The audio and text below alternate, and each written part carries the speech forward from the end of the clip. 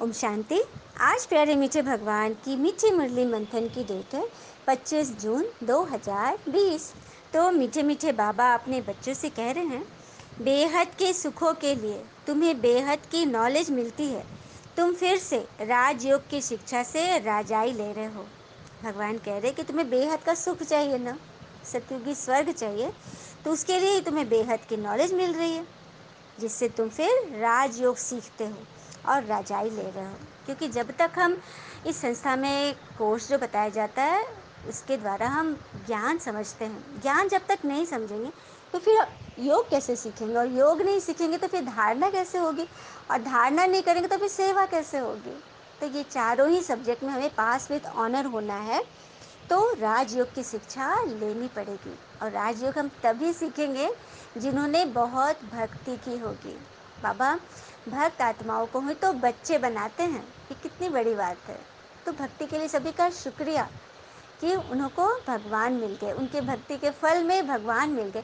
और जब तक पूरी भक्ति नहीं होगी तब तक मन में कुछ न कुछ क्वेश्चन रहेगा। जिस दिन आपके सारे क्वेश्चन मर्ज हो जाए, मतलब समझो कि आपकी भक्ति यहाँ पर पूर्ण हो गई। जब तक मन में संशय है तब तक ये पहचान है, और बाबा उसी को तो दूर करने के लिए आत्माओं से मिलाते हैं। हाँ, क्योंकि बाबा खुद तो आएंगे नहीं, वो तो आत्माओं के द्वारा हमारे मन के सारे प्रश्नों के हल दे देंगे, और हमारा मन हलचल से बच जाएगा। क्योंकि अब वहाँ पे कोई हल नहीं चल रहा है, वहाँ पर हम अचल बन गए। जैसे कि एक फकीर, उसके दोनों हाथ नहीं थे, लेकिन वो बिल्कुल हलचल में, तो अचल डोल की तरह वो रोड पे बैठा रहता था साइड में, और गीत गाते रहता था। भीख नहीं मांगता था, वो गीत गाता था। और लोग जन उसे ऐसे ही उसके पास पैसे फेंक के चले जाते थे, काफ़ी सारे पैसे इकट्ठे हो जाते थे। तो उसी तो उनका दिन चल रहा था, गाते सुनाते। तो एक कोई शैतान बच्चा, मतलब नहीं शैतान को, उसको क्यूरियोसिटी थी कि जिनके दोनों हाथ नहीं है ये कैसे भोजन खा लेते, कैसे जीवित है। तो मजाक के मूड में उनके पास आया कि बाबा मुझे आपसे कुछ सवाल पूछना है। बाबा बाबा तो मन में समझ ही गए कि जरूर कुछ छेड़खानी करेगा, लेकिन बोले हाँ बैठो, क्योंकि उसने कहा था कि आपके पास टाइम है तो मैं आपसे कुछ सवाल पूछूंगा। तो जब उसने ऐसी बात बोला तभी बाबा समझ गए कि ये तो मस्खरी के लिए आया है, कि मेरे पास टाइम कैसे नहीं, मेरे पास तो टाइम ही टाइम है, क्या करता हूँ मैं। तो बोला कि ऐसा तुम कर रहे हो, लेकिन चलो तुम्हारे क्या प्रश्न है वो भी सुन लेता हूँ, पूछो क्या पूछना है। तो सबसे पहले सवाल उसने पूछा कि बाबा आप खाना कैसे खाते हैं, आपके तो दोनों हाथ नहीं है। तो बोला हाँ ये तुमने अच्छा सवाल पूछा। तो ये जो मेरे पास देख रहे हो ना, ये पैसे जो चेंज रोजगारी जो नोट वगैरह जो आदमी लोग दे जाते हैं, बगल में वो देख रहे हो वहाँ दूर एक भिखारी बैठा है। मैं उसे बुलाता हूँ और कहता हूँ कि देखो इसमें से कुछ पैसे ले जाओ, और कुछ तुम्हें जो खा, क्योंकि वो जाता था खाना वाना मांग के लाता था, या फिर होटल से भी कहीं से भी वो मेरे लिए खाना लेकर आ जाता था। तो बोला अच्छा ये तो बहुत अच्छी बात है। फिर उसने दूसरा सवाल पूछा, क्योंकि उसके मन शांत नहीं हुआ उसका, क्योंकि तो क्वेश्चन पूछने ही आया था। लेकिन चलो खाना आ गया, लेकिन आप खाते कैसे हो, आपके तो दोनों हाथ नहीं है। तो बोला हाँ ये भी सवाल ठीक है। तो खाना मेरे पास वो रख के चला जाता है अपना भीख मांगने बाहर। मैं क्या कहता हूँ, आते जाते लोगों से कहता हूँ कि भगवान आपके दोनों हाथ सलामत रखे, आप बाल बच्चों सहित सब भरपूर रहिए, कृपया करके कोई मुझे खाना खिला दे, भगवान आपको भरपूर करेगा। तो जब मैं ऐसी बातें बोलता हूँ तो कई लोग तो उसे नेगलेक्ट करके चले जाते हैं, कि कुछ लोग ऐसे भी होते हैं जो मेरे पास बैठ जाते हैं और मुझे रोटी खिला कर जाते हैं। तो इस तरह से मेरा पेट भर जाता है। तो लगा वाह ये तो बहुत अच्छी बात है, लेकिन और मेरे सवाल है। तो हाँ पूछो। तो बोला कि मेरा ये सवाल है कि आपको, आप पानी कैसे पीते हो, खाना तो चलो खिला दिया, पानी कैसे पीते हो। तो बोला कि वो भिखारी से मैं ये घड़ा में पानी भरवा लेता हूँ, और जब पीने का मन करता है तो नीचे कटोरा रखता हूँ पैर से और दूसरे पैर से घड़ा को थोड़ा झुकाता हूँ, पानी इसमें गिर जाता है, फिर पशु के जैसा लेट कर पी लेता हूँ पानी। बोला अरे वाह ये भी तो अच्छा ट्रिक है, लेकिन एक चीज़ आपको दिक्कत करती होगी। तो क्या। तो यहाँ पे मच्छर बहुत है, मच्छर जब काटते होगे तो आप कैसे उसको उपाय कर लगाते होगे, कैसे बचते होगे। तो बोले क्या करूँगा, जानवरों के जैसे मैं लौटने लगता हूँ इधर उधर, और उससे मेरी शांति हो जाती है। तो बोला कि चलो सब कुछ तो आप कर लेते हो, लेकिन लानत है, आपको ऐसे शरीर मिल गया, लानत है आप पर। तो अब तक फ़कीर बाबा उसकी बातों को हंसते हुए बता रहे थे, समझा रहे थे, लेकिन अब उन्हें गुस्सा आ गया कि उसने शरीर को लानत बोला। देखो, मैंने तुम्हारे सारे प्रश्नों का जवाब दिया कि तुमने ऐसा क्यों बोला। तुम्हें शरीर की वैल्यू नहीं पता है? उससे जाके पूछो जिसके दोनों हाथ नहीं है, जिसकी उंगली नहीं, जिसका पैर नहीं है, जिसको बुद्धि नहीं है। हाँ, भगवान ने तो मुझे सब कुछ दिया, ये ऐसा कोई कर्म होगा जो मुझे ऐसा, लेकिन अभी भी मैं देखो अपना जीवन बिता रहा हूँ। तो ऐसा नहीं करना है, किसी भी चीज़ में हमें हतोत्साह नहीं होना, निराश नहीं होना है। हाँ, अपनी इच्छा शक्ति को ख़त्म नहीं करना है। हाँ, और कहते भी हैं ना कि इंसानियत दिल में होती है, हैसियत में नहीं। ऊपर वाला दिल देखता है, वसीयत नहीं। हुँ? और एक बात और है, भल मैं वो काम नहीं करता हूँ जिससे खुदा मिले, मगर वो काम ज़रूर करता हूँ जिससे दुआ मिले। सबके लिए मैं अच्छा सोचता हूँ, मैं अपने कर्म के लिए भगवान से माफ़ी मांगते रहता हूँ, लेकिन कभी भी मतलब नाशुक्री नहीं करता हूँ, कभी भी उदास नहीं होता हूँ। तो उस बच्चे ने जो सुना तो उसको सच में उसकी आंखें खुल गई और वो समझा कि ऐसे भी होते हैं भगवान के बच्चे। हुँ? तो बस हमें भी अपने मन को हर हाल में, कल भी बाबा वरदान ने बोले थे ना, पर चिंतन नहीं करना है, उसके दलदल में नहीं जाना है, बल्कि अपनी स्वस्थिति को एकदम ऊपर रखना है। प्रश्न है, तुम्हारा ईश्वरीय कुटुंब किस बात में बिल्कुल ही निराला है? उत्तर, इस ईश्वरीय कुटुंब में कोई 1 रोज का बच्चा है, कोई 8 रोज का, लेकिन सब पढ़ रहे हैं। सही बात है, बाबा उन नए बच्चों को बधाई दे रहे हैं जो नए नए जुड़े हैं ना, जिनके पिता ही टीचर बनकर अपने बच्चों को पढ़ा रहे हैं। यह है निराली बात। आत्मा पढ़ती है, भगवान कहती है बाबा, बाबा फिर बच्चों को 84 जन्मों की कहानी सुनाते हैं। हुँ? भगवान सबको कहानी तो सुना रहे ना 84 जन्मों की, कैसे हम देवी देवता थे, फिर कैसे द्वापर से भक्त आत्माओं में आए, उसके बाद फिर संगम पर भगवान आ गए तो ब्राह्मण बने। हाँ, फिर ब्राह्मण से भी फरिश्ता बनेंगे, फरिश्ता से देवता। ये पूरी हमारी 84 जन्मों की कहानी है जो कि कोर्स में बताया जाएगा। ये सुन लेने से एकदम क्लियर हो जाएगी, फिर आपके संशय सारे मिट जाएंगे और आपकी भक्ति पूरी हो जाएगी। इसके लिए अभी से बधाई, है ना। आज की मुरली का गीत है, दूर देश का रहने वाला, मतलब भगवान जो दूर देश परम धाम में रहते हैं वो आ चुके हैं। तो एक बहुत मीठा गीत है, कभी सोचा नहीं था भगवान मिलेगा, स्वर्ग से भी सुंदर संसार मिलेगा। ओम शांति। बाबा फिर कह रहे हैं कि यह बृहस्पतिवार है। आज बृहस्पतिवार है ना, सदगुरुवार। तो बाबा कहते हैं कि यह त्योहार आदि तो वर्ष वर्ष मनाते हो, तुम हर हफ्ते बृहस्पति डे मनाते हो।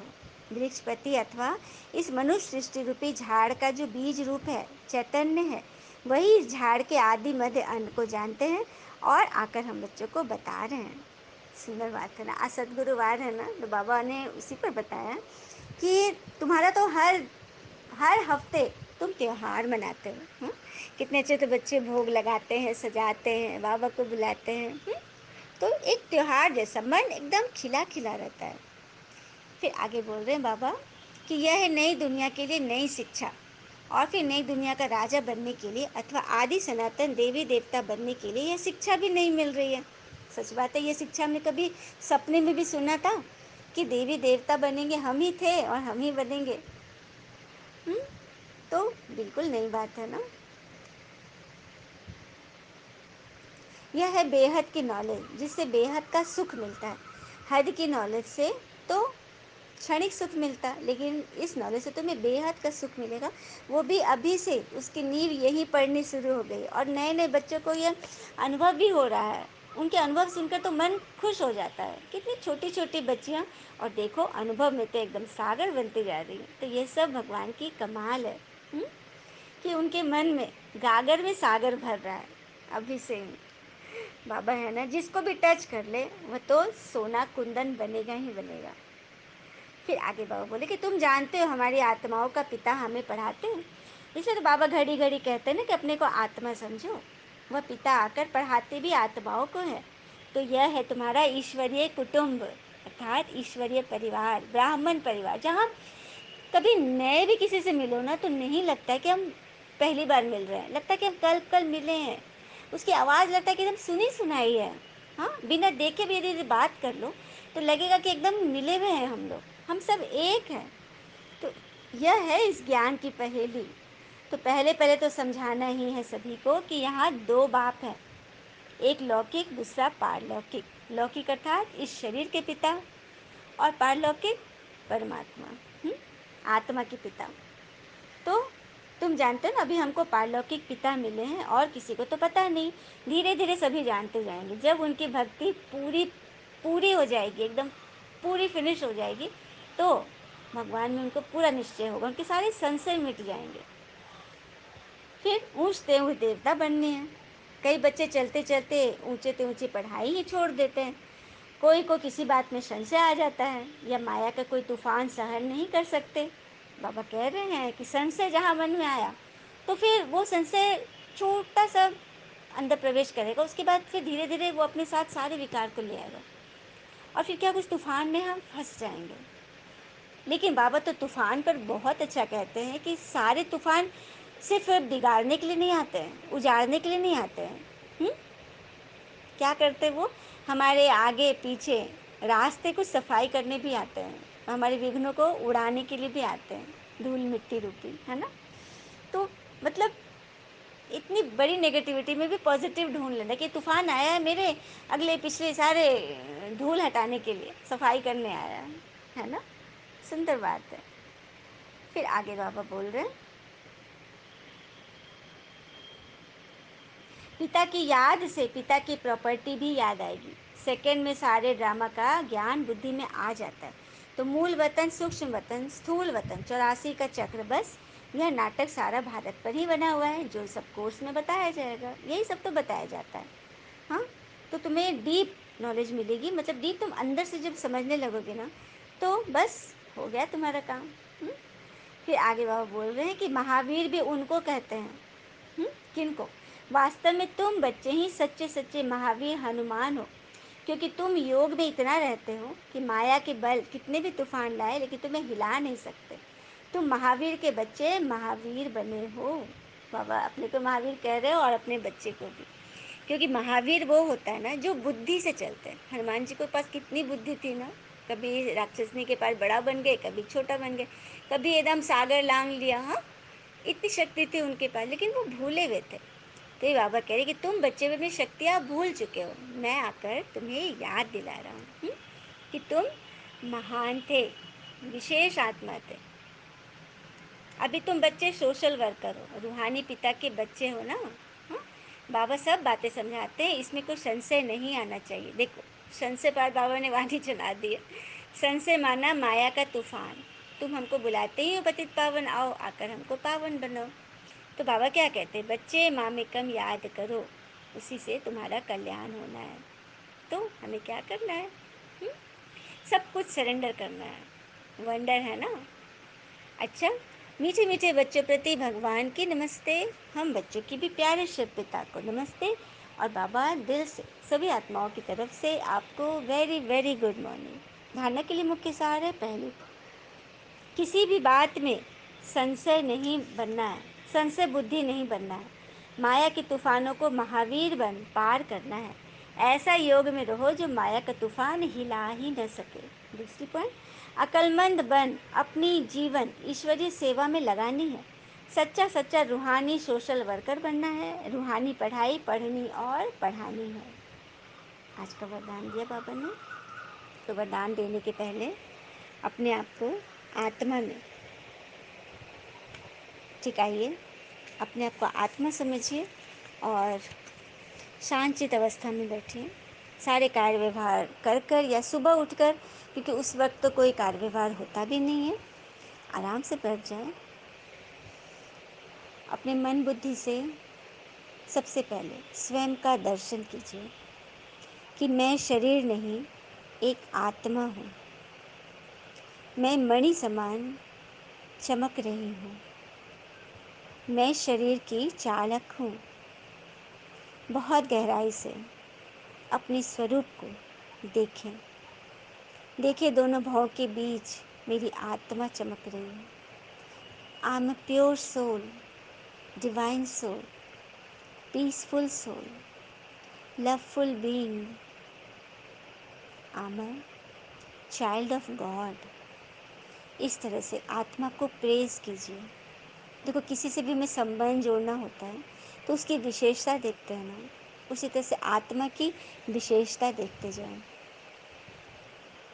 और यह फील करें कि मैं भी आत्मा बिंदु हूँ और मेरे पास जो भी सभी हैं वे सभी बिंदु रूपी आत्माएं हैं। सभी अपना पार्ट प्ले कर रही हैं अच्छी रीति। जिसको जैसा रोल मिला है वो आत्मा अपना एक्ट बजा रही है। मैं उनके वास्तविक बिंदु स्वरूप का अनुभव कर रही हूँ। सभी को देखिए, मेरे जो रिश्तेदार हैं, बच्चे हैं, सारी तो आत्मा है, बस ये चोला पहन रखे हैं शरीर का। सबके भीतर आत्मा बिंदु चमक रही है। सबके भीतर देखिए। मैं आत्मा बिंदु 10 सेकंड तक अपने बिंदु स्वरूप को निहारे। चलिए,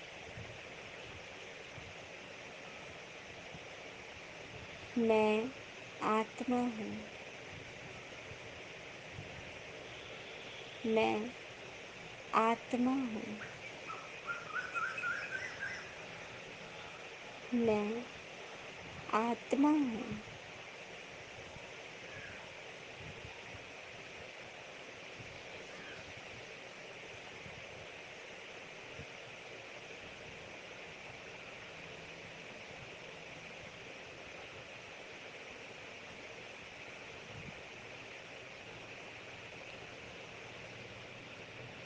बाबा ने वरदान दिया, संकल्प रूपी बीज को कल्याण की शुभ भावना से भरपूर रखने वाले विश्व कल्याणकारी भव। जब हम आत्मा में टिकते हैं तो हमारे लिए संकल्प करना, धारणा करना, योग करना इजी होता है, क्योंकि उससे परमात्मा की मदद मिलती है। शक्ति को हम खींच सकते हैं, एनर्जी को फील करते हैं। तो संकल्प रूपी बीज को कल्याण की शुभ भावना से भरपूर रखने वाले विश्व कल्याणकारी बनते हैं। जैसे सारे वृक्ष का सार बीज में होता है, ऐसे संकल्प रूपी बीज हर आत्मा के प्रति, प्रकृति के प्रति शुभ भावना वाला हो। जैसे अभी योग में था ना कि मैं भी बिंदु स्वरूप आत्मा हूँ और मेरे आसपास जो भी हैं सभी बिंदु स्वरूप आत्मा ही तो विचरण कर रही हैं, टहल रही हैं। सारे ही आत्मा है लेकिन अपना शरीर द्वारा पार्ट प्ले कर रही है। इसे कहते हैं साक्षी दृष्टा। हम सदा ये समझें कि हम साक्षी हैं, हम दृष्टा हैं।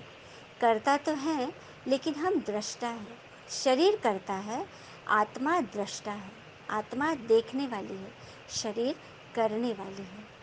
करावनहार बाबा है। सदा स्मृति में रहेंगे ना तो हमसे कोई भी उल्टा कर्म नहीं होगा। जैसे हमें क्रोध आ रहा है तो हम अपने आप को साक्षी रूप में टिका लें, आत्मा रूप में टिक जाए और देखिए कि शरीर में क्रोध समा रहा है। एक भूत ऊपर से आई काली छाया और शरीर में प्रवेश कर रही है, क्रोध। हम जैसे अलर्ट हो जाएंगे ना, आत्मा में टिक जाएंगे, उस शरीर में भूत को प्रवेश होते जब देखेंगे तो वो भूत डर जाएगा, वो तुरंत उड़ जाएगा। जैसे हम चेकिंग करेंगे ना, वो भूत शरीर में प्रवेश नहीं कर सकेगा। अब जैसे कोई घर में बैठा है, सामने ही बैठा है, तो उसके आंखों के सामने कोई चोर अंदर प्रवेश नहीं करेगा, डर जाएगा। जब लाइट्स ऑफ होते हैं, सब सो जाते हैं, मतलब सब निश्चिंत हो जाते हैं, बेफिक्र होते हैं, तभी चोर घुसता है। तो उसी तरह से जब हम साक्षी हो जाएंगे ना, चेकिंग करेंगे, तो कोई भी माया का भूत प्रवेश नहीं करेगा। यही अटेंशन रखनी है। सर्व को पिता समान बनाने की भावना, निर्बल को बलवान बनाने की, दुखी अशांत आत्मा को सदा सुखी शांत बनाने की भावना का रस व सार हर संकल्प में भरा हुआ हो।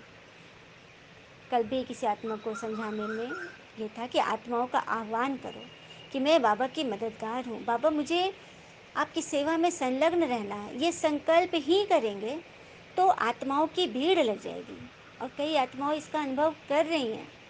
उनके पास समय नहीं है, सभी को समझा रही हैं, योग करा रही हैं, सबके कल्याण की भावना कैसे भर रही है। देखो बाबा ने वरदान में उनके द्वारा बाबा अपना प्यार प्रकट कर रहे हैं, है ना? तो उनके हर संकल्प में कल्याण भरा हुआ।